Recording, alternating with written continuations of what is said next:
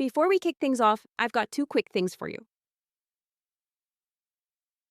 First, do you want to push real innovation and help spark the uncomfortable but necessary conversations in the concrete industry? Support this show.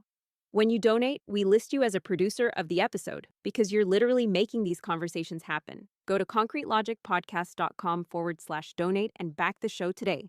Second, for a limited time, you can get free access to the Concrete Logic Academy. Take your first class on us, earn a PDH credit, and stick around for the networking and resources you won't find anywhere else in the industry. Claim your free trial now at concretelogicpodcast.com/academy. All right, let's get into today's episode. What's the most used man-made material on Earth? I'll give you the answer. Concrete.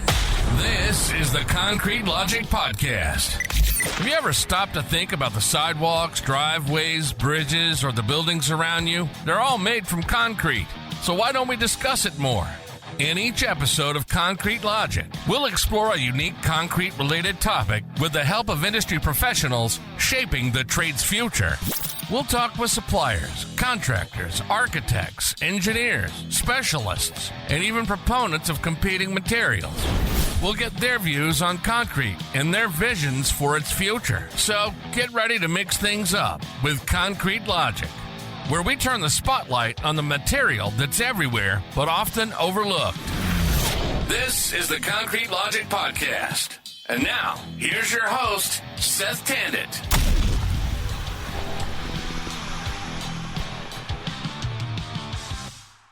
And welcome to another episode of the Concrete Logic Podcast. And today I have Garrett Braun of Blue Nest Principal, correct? Is that your...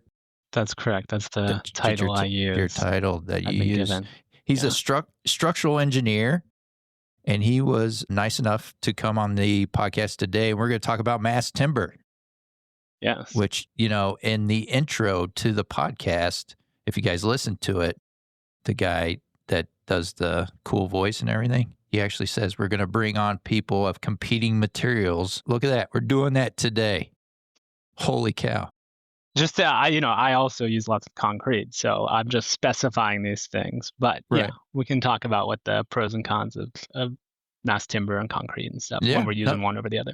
Yeah, that's perfect. So Garrett, do you want to share a little bit more about yourself before we get started? Sure, yeah.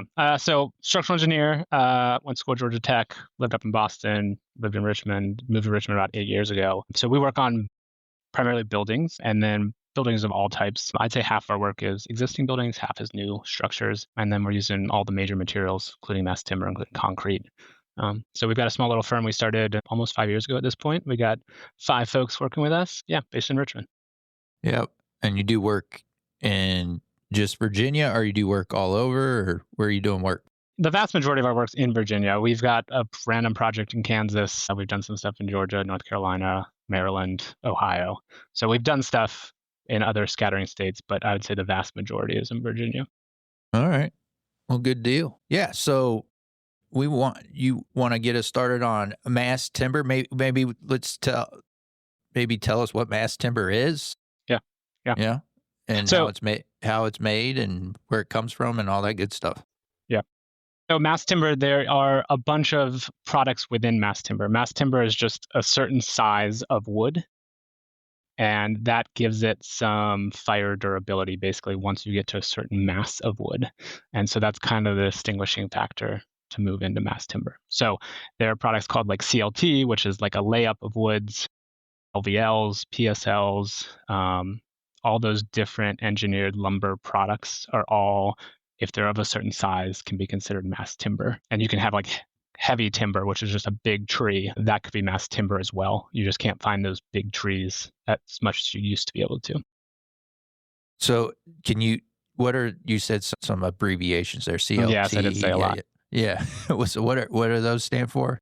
Yeah, so they're just different ways of kind of gluing and laying up that wood, basically. So There's an LVL, which is a common piece of lumber you'll see in residential buildings, you'll see in bigger buildings. It's laminated veneer lumber. And so it's all these laminations of wood that are all glued together.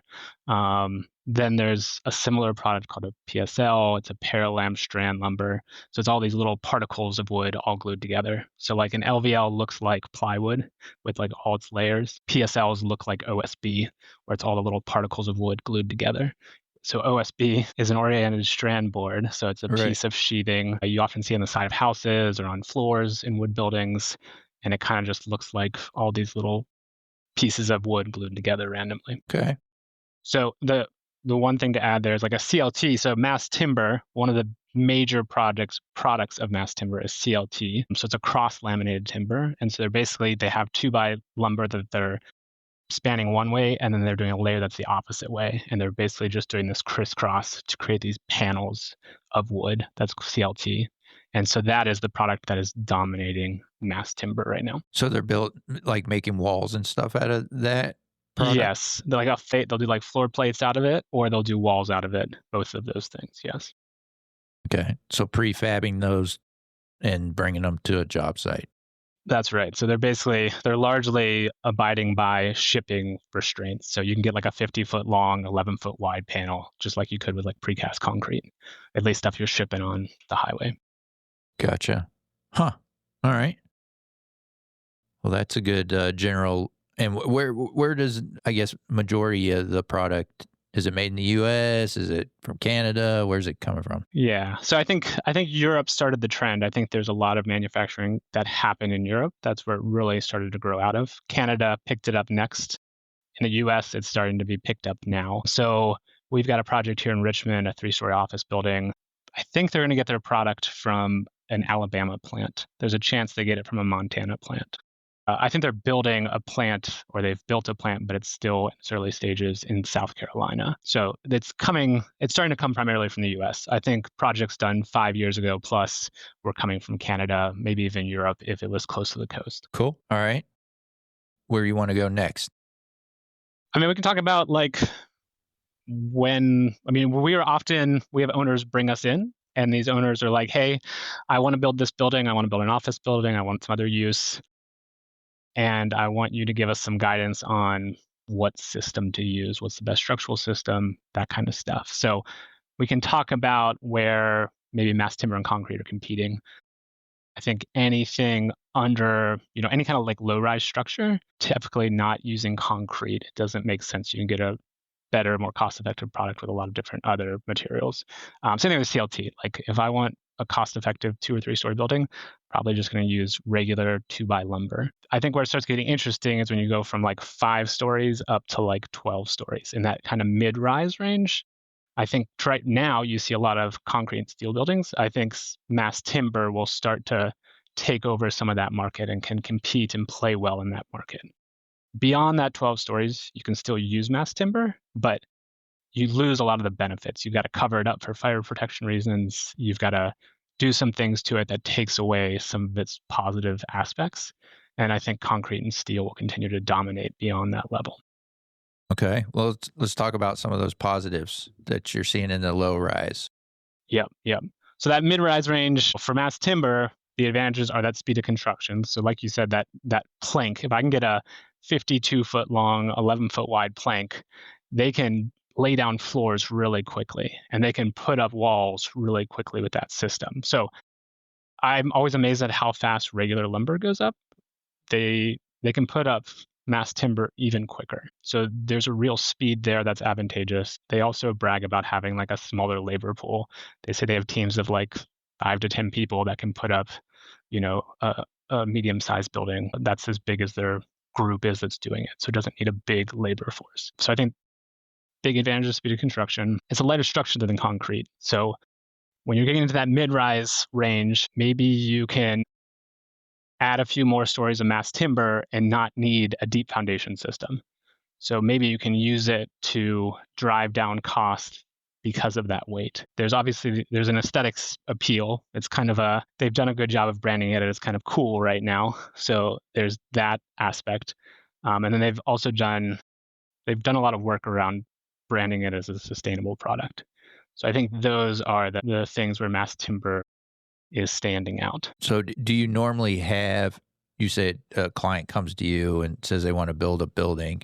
Mm-hmm. Do the ones that are mass timbered, is that normally where they actually start with, say, hey, I want this to be mass timber? Or do you get to that point and suggest it?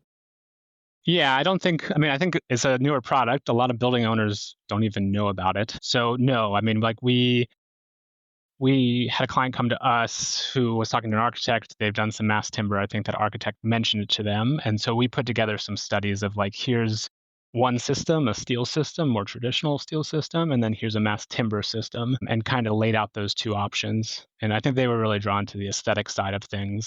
Yeah. And so that's what brought them on board for that project. And we actually ended up with a hybrid system. We have a steel column and beam system with a CLT plank on top of it, with a mass timber plank on top of it. Why'd you do that? So it spans. So they have zoning requires them not to exceed a certain elevation, and they feel like they're selling a premium product with the CLT, and so they wanted pretty high floor-to-floor heights. And so we were trying to maximize that. If you use like a glulam beam, you're going to get a much deeper beam than you would with like a steel beam. So we kept the floor system as mass timber, but we have a shallower steel beam to kind of maximize their ceiling height. But they want the wood aesthetic. Is that why you That's went right. that direction? Yeah. Yes, they want that wood aesthetic. Yeah. Well, you could have done it in concrete and did a nice wood liner in there, made it look like wood. It's true. I mean, there's ways to fake it for sure. I mean, I think the advantage of CLT, the thing I like, as an engineer, I'm always trying to it's been in structural engineers' DNA from the beginning of our profession to use less materials. So as a CLT product, I love to see the structure exposed as well. And so you can use it for the finished material, you can use it as a structural material, you can do all those things. So once you start adding these finished materials, I'm like, why? That's the beauty of it. You don't need to add all those different layers to get something you want. Yeah. No, I get that. Feel the same way about concrete. I wish they'd expose concrete more, right? Yeah. I mean, you can do the same thing, right? For whatever reason, I feel like it was cool to expose your concrete for a while. It's gone. It's less common, I feel like, nowadays, but you still see it. Still can be done. Okay. And so did we talk? So you talk about floor to floor height. What is there limitations on I guess you were talking about the steel, but is there limitations of floor to floor height with the mass timber that you've seen? Yeah, I haven't seen any like floor to floor height limitations. I mean, I'll say mass timber from a lateral system standpoint, like using those walls to resist wind loads, earthquake loads. They're doing some testing. I think they have some promising results, but those aren't in the code yet, and we aren't able to use those yet. So I don't think it's a great product for resisting those lateral loads. So we are often seeing it as a hybrid system with another product, with steel brace frames, with a concrete core, something like that for that lateral system. And then as far the prefab, what would you say the floor? The floor system is? The floor system. It's a CLT, so it's a cross-laminated timber. Right. And so you can get that in all kinds of spans. So you can just increase the thickness and add more laminations of wood. You can get so if you want to get to like a typical concrete span, so like 25 feet or so, you end up with a pretty thick sandwich of wood. You end up with like a 12-inch plus thick sandwich of wood. But you can get there. That's about as far as you're probably going to push it. I think there's more efficient would be to do shorter spans and use a thinner panel of wood. Yeah. So I guess, is there like a standard or, a piece that they use for the floor? I think you said 11 by 52. Is that right? That's right. Yeah. Extent of it? Yeah.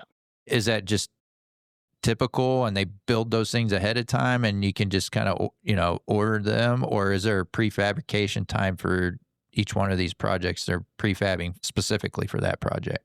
Yeah, they're prefabbing for that project. So I think it's like precast concrete in that way, where they're, you're giving them your design documents. They are then putting together fabrication drawings, and they're drawing out and dimensioning each piece and part and how all those parts are going to come together. Then they're fabricating each part and then shipping it all out to the site.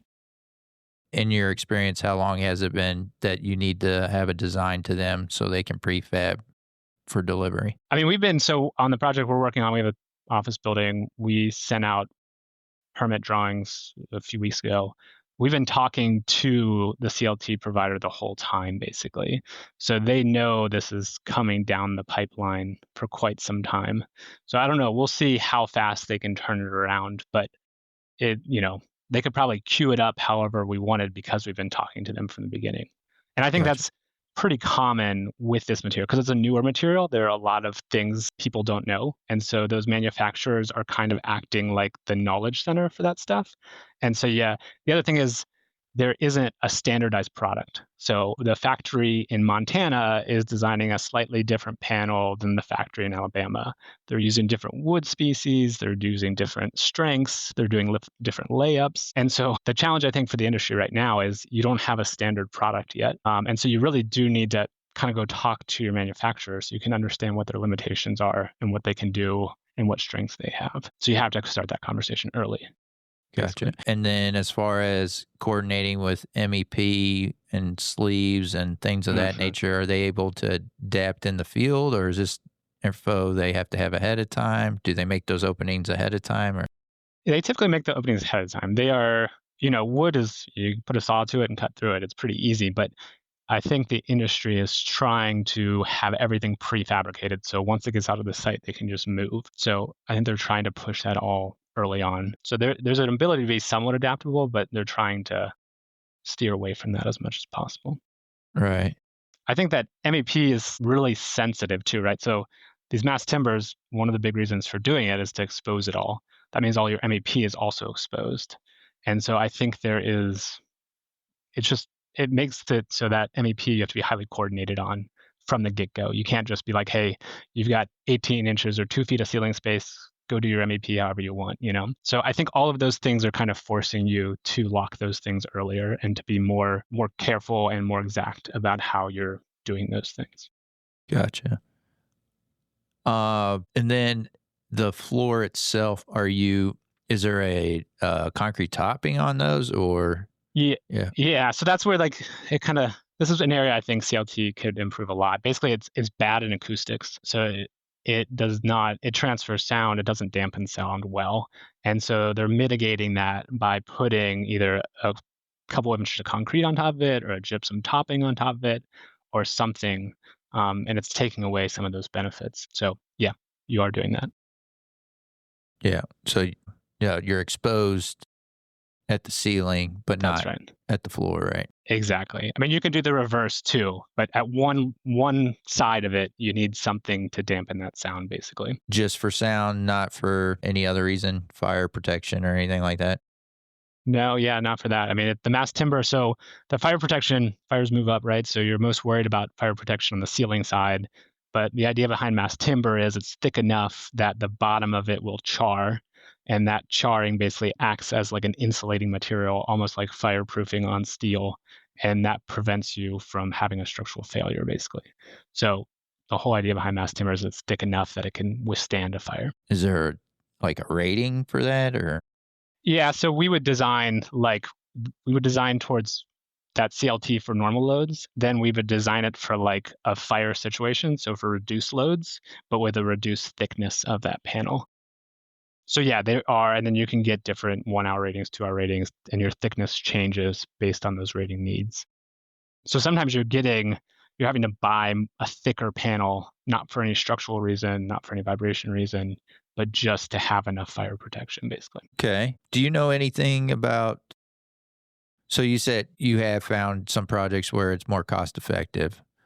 Do you know anything about like insurance? Is the insurance for a building like that? Mm-hmm. Is it more? Is it less than a steel or concrete building? Or I'll say on the cost-effective question, I think it's a tough thing to answer. I think for CLT planks, you're often not using finished materials, so you're saving money there. Maybe you're paying more for that CLT than you would a concrete system, but you're saving on the finished materials. You're saving on the speed of construction, that kind of stuff. So I think right now, CLT can compete with concrete. I don't think it's beating it, but I think it's because of some of those factors. As there's more manufacturing plants, as there's a better labor availability for that kind of stuff, I think you might see it be more cost effective. I don't know that it is right now. I don't think it is. Um, what was your second question? There was a second part to that. Insurance. Do you know? Yes. Yeah. I think the industry, the CLT industry, is trying to educate insurers, basically. So my sense is, if you just went to your insurer and said, I'm going to build this wood building, will you insure me? They're like, you're going to pay a premium for that. I think the CLT industry has done all this testing to prove, hey, this works, this isn't concerning, blah, blah, blah. So I'm guessing you're paying a little bit of a premium, but not a significant one if you can do a good job of educating your insurer. Yeah. Maybe a little bit cheaper than building out your standard lumber that we see so much in Richmond. Yeah, I mean, like that low-rise stuff, you can't beat it. It's cost effective, but it's not meant for fire, right? If you put that in a fire, it's going to disintegrate in very quickly. Yeah. So, yeah. Huh. Okay. So we talked about, we didn't really talk about, I guess we kind of did, the structural grids and spans. Mm-hmm. Floor to floor height, we talked about vibration and acoustics. We talked about fire design, insurance, schedule. A little bit schedule thing. What about, is there any durability or maintenance considerations when you build with mass timber? I'll say during construction is a significant one. So during construction, you've got this finished product that is exposed to the elements while you're throwing it up. So I think they're still figuring it out. Every contractor is kind of doing it in a different way, but they're having to take procedures to kind of put a protective coating on that mass timber, try to get it so it's not getting banged up, because at the end of the day, that's what you're going to see. So I think it's a big deal on that end. I think from a long-term durability standpoint, I mean, it's wood. So, I mean, you can go find, 100-year plus old buildings in older cities in the US and Europe that are made out of wood. So the key, though, is you just got to keep them dry. If that stuff gets exposed to prolonged moisture, yeah, it's susceptible to it like any other wood product. So what are you seeing, how they're protecting it? Are you saying they're like putting a coating or something on them? Yeah, I think they're putting like some kind of coating, painting some kind of coating basically on it that's acting like a temporary barrier to help protect it. I mean, they're also just you can put a physical like vapor barrier on top of it while you're in construction. I think there's a handful of ways they're trying to navigate that and protect that through construction. But I think that is an area that people's first time they're struggling how to do that and perfected the method of doing that yet. I think there's a lot of different people experimenting out there on that front. I did not know that. All right. Then the big, I guess, bigger topic, I guess the push that I've seen to the mass timber is the whole carbon footprint debate. But it doesn't sound like you haven't brought it up yet. Usually I hear that is why someone is going to a mass timber system versus a steel or concrete. What do you know about that? I mean, is that being pushed on your job? Is that discussed? And I guess what's your view on that? I think the industry is pushing hard to sell it as a sustainable product. I think it's like the cost equation where it's a little bit complicated, so you're using a renewable product in wood. It's renewable if you're foresting it in a way that you're growing back the trees, cutting them down, growing them back, right? But you're also right now shipping them from pretty far away. Whereas, like concrete, you're getting it from down the road. You have to. So I think that sustainability question, the other thing that as a structural engineer, it's like in my blood to use as few materials as possible in order to meet a safety need, basically. And so mass timber, there's this idea that the more you use, the more carbon sink you have, the more carbon that's in that wood, and you've reduced how much carbon is in the atmosphere by using more of the product, which is kind of peculiar to me. So I think there's some things that are a little funky. I do think they're selling it. I think it can be a sustainable product. There are real pros to that, but it's not quite as obvious as they might make it seem sometimes. Yeah. Or clear cut. Yeah. But it in your example, it doesn't sound like that was what. That's right. So the building we're working on, I think it was purely an aesthetic. It was like two things, right? It was, we like the look of this and we think we can sell a premium product. So we can get people to pay more for rent in our building because we have this CLT product. So it was not driven by a sustainability approach. Yeah. It's honesty's refreshing. It's a cool looking product. We want it. Yeah, I mean, again, it's a valid reason, and that's Yeah. Huh. Is there anything you think we didn't hit on that we need to hit on today? That is most of it. I mean, the one thing I'll say, one place where I'm using concrete that CLT is not going to get me there is just like in unique forms, right? The beauty of concrete is that I can build some kind of shell element. I can build these interesting forms and shapes. I can get a really thin floor plate. Those are places where I'm turning to concrete to solve my structural needs and the desires and wishes of owners we're working with. Whereas CLT, you don't have that same kind of flexibility. I think that's an area where concrete distinguishes itself. Oh yeah. Well, concrete can do whatever mass timber can do, and I'm a bit biased, but it didn't show in that comment. Well, yeah. I mean, if you're looking at minimizing the, like you said, it's in your blood, the amount of materials that you're using. I mean, concrete is your structure. It can be exposed. Mm-hmm. It always, at times, I've been on part of projects that I'm often confused on why we're bringing in other trades when concrete could just be the end all for that structure. Mm-hmm. So when you start introducing other trades, you're bringing more folks into the project, which exposes you to not just possibly additional costs, but also safety factors. You're bringing different equipment on. Steel needs different equipment than concrete needs sometimes, and different personnel, and then the coordination to do that work. Yeah, I mean, when you bring in other trades, it just makes things way more complex than they need to be. Yeah, no, I mean, but I appreciate it when someone tells me, "Hey, we're looking for a certain aesthetic. This is what the look we want." Hey, I get it. Yeah, everybody's got their taste, and some of these projects that we're a part of, someone's spending a lot of money to build these things. Yeah, if they got a preference, you gotta run with it. Yeah, for sure. No, when it comes to adding in different materials, I mean, I hear you. Like, we are definitely, the thing that pains me the most is when we're like introducing like one steel beam into a project, or one, cast in place concrete element that's not foundations, like some kind of frame or some kind of random thing. Those things it's hard to have those one-offs. It's a lot of expense for something that's not that expensive if there's more of it. Yeah. Well, for each his own. But That's I right. do appreciate you coming on and educating me on mass timber. I did not realize they had to protect it when they were erecting during construction. That was one thing I did learn today. Nice. So yeah, appreciate happy that. to do it. Thanks for having me. It was good chatting with you. Yeah, if folks want to reach out to you, and want to build a mass timber building with you, or even concrete, you might even want to do some concrete, Garrett. Yeah, we do plenty of concrete. Hit us up. What's the best way to get a hold of you? I mean, you can email me. So you can go to our website, blueneststructural.com. We've got all our contact information on there. Yeah, just reach out, give us a call, email.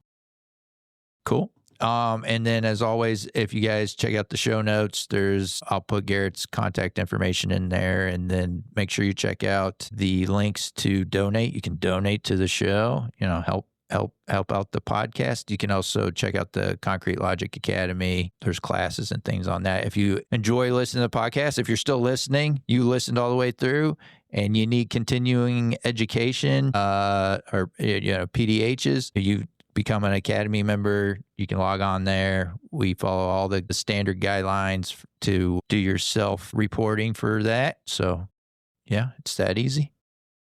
All right, Garrett, appreciate you coming on the show today. Same. Good to be with you. All right. And folks, until next time, let's keep it concrete.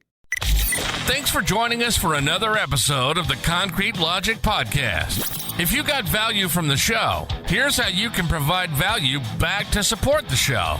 Visit concretelogicpodcast.com and click the donate button to send value back. All dollar amounts are truly appreciated. And now, to close out the show, here's Mike Dunton.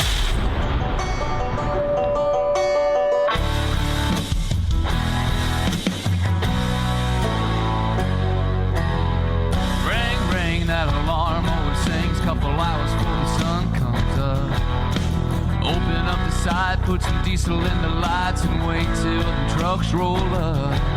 Yeah, this ain't how most folks live their lives, dripping in sweat, working overtime, but while they're tying their ties for their 9 to